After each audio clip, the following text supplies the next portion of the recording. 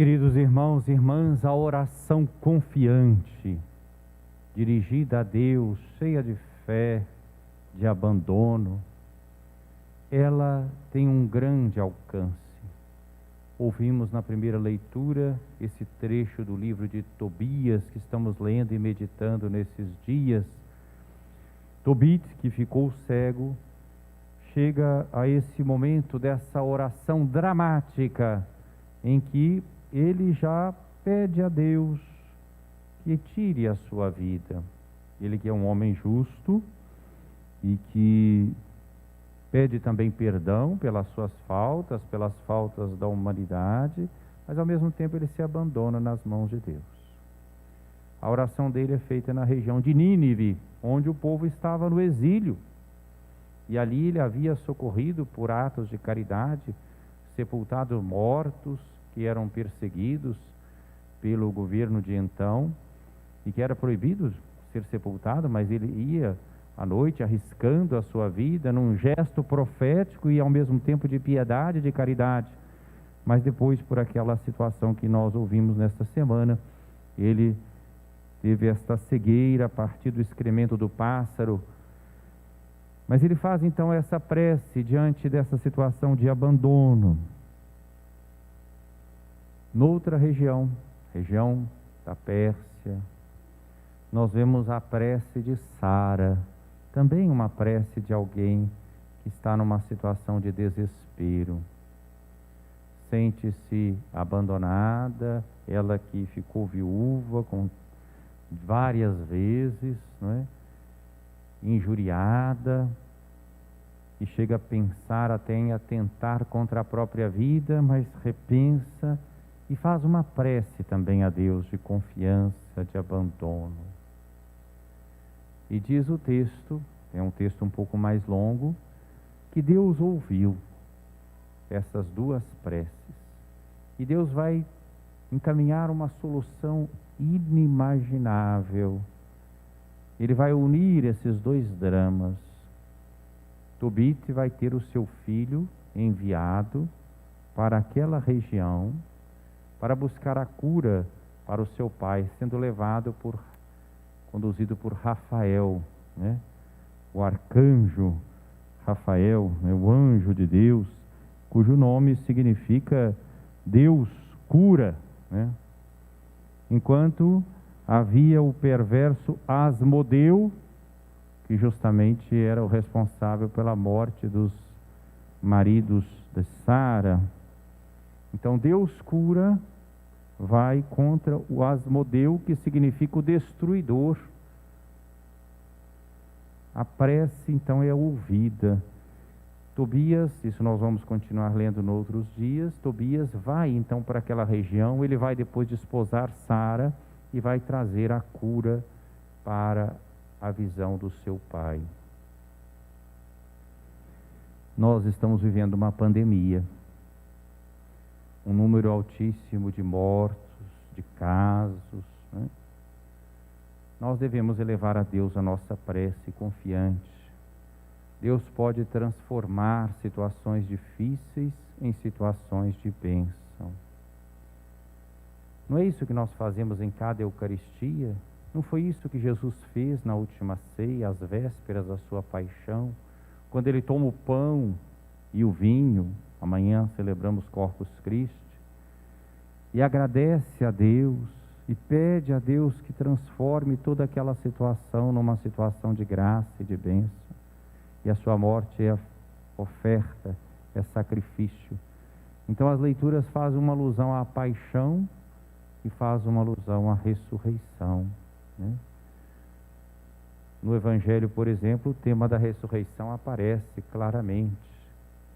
Aqui, na primeira leitura, aparece veladamente, porque parece que a situação tanto de Tobit como de Sara é de morte. Eles já estão até desejando a morte. Mas ao suplicar o socorro de Deus a serem atendidos, isso é figura da ressurreição. No Evangelho se aproxima de Jesus esse outro grupo, os saduceus. Ouvimos nesta semana que se aproximaram de Jesus os herodianos e os fariseus. para com aquela provocação sobre a moeda, dizer se era lícito ou não pagar o imposto a César.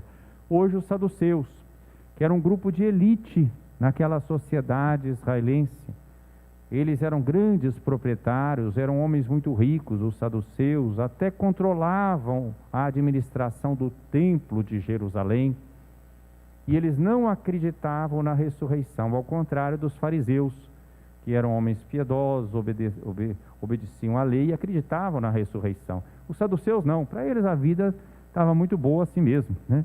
Tinham que aproveitar a vida aqui, ali estavam numa posição muito confortável e não acreditavam. Só aceitavam inclusive os primeiros livros da Bíblia, os 5 primeiros, o chamado Pentateuco. E eles então querem ridicularizar a crença na ressurreição. E levam isso para Jesus com essa história absurda, ridícula, que quer colocar justamente numa situação de impossibilidade, levada ao exagero, casuística, a possibilidade da ressurreição. Então, uma pessoa que se casou, né? Uma mulher ficou viúva e vai se casando, não tem descendência de ninguém, e depois vai ser, na ressurreição, vai ser esposa de quem? Né? Jesus teve que explicar a mentalidade deles muito reduzida. Às vezes nós também podemos ter uma ideia errada da ressurreição, como se a vida eterna fosse uma espécie de prolongamento dessa vida, espichamento dessa vida. Não, não é assim. A vida eterna é uma vida onde não vigora mais o egoísmo, mas vigora somente o amor fraterno. Por isso que não é qualquer um que vai para a vida eterna sem ser purificado. É preciso que nós passemos por uma purificação. É preciso que nós passemos pela paixão, como passaram Tobit, como passou Sara, como estamos passando nós também nessas situações desafiadoras da nossa vida. Essas situações são ocasião de purificação para todos nós, para que nos abramos para uma vida de mais entrega, de comunhão, de serviço, de gratuidade, de bondade, vencendo os nossos instintos egoístas pela graça de Deus. Os saduceus se aproximaram de Jesus, mas eles não estavam buscando a verdade, são simplesmente curiosos, como aparece gente às vezes para nós fazer alguma pergunta religiosa, e às vezes não é porque quer saber a verdade ou porque quer seguir Jesus, é um curioso, quer continuar na sua vida do mesmo jeito, né? Mas coloca uma questão assim, só para ver como é que a pessoa se sai, como fizeram com Jesus, né? Então Jesus primeiro mostra a ignorância deles a respeito das Escrituras e mostra também como eles pensam na eternidade de uma forma diferente. Na eternidade as pessoas não se casam, diz Jesus, serão todos como anjos, né? Então não há, a realidade do casamento é uma realidade nesse mundo, né? Mas na eternidade não, né? Então é diferente o tipo de relacionamento. Por isso só quem realmente caminha na direção da comunhão, da fraternidade é que entra na eternidade. Por isso todos precisamos de purificação. E mais, Jesus então cita uma passagem da Escritura de um texto que eles aceitavam, de um texto que está dentro do Pentateuco, um texto do livro do Êxodo, quando Deus se revela a Moisés, naquela passagem da sarça ardente, e Deus então respondendo a Moisés sobre quem era ele, diz: eu sou o Deus de Abraão. Ora, Abraão já tinha morrido há muito tempo, então Deus se apresenta como o Deus de alguém que está vivo. Eu sou o Deus de Abraão, o Deus de Isaac, o Deus de Jacó. Os patriarcas, todos já tinham morrido, mas Deus se apresenta como Deus daqueles que estão ali, né? Deus não é Deus dos mortos, diz Jesus, mas dos vivos. Então renovemos a nossa fé na ressurreição. Estamos celebrando por falecidos aqui hoje, até gente que faleceu hoje. Estamos celebrando por falecidos, 7º dia, 30º dia, 1 ano, outras datas. Vamos renovar essa nossa fé na ressurreição. Jesus vai dizer no Evangelho de hoje: Deus é Deus dos vivos. Todos somos vivos para Deus.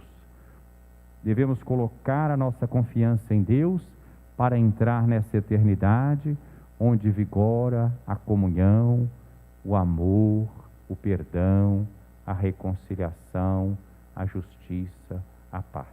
Louvado seja nosso Senhor Jesus Cristo. Para sempre seja louvado.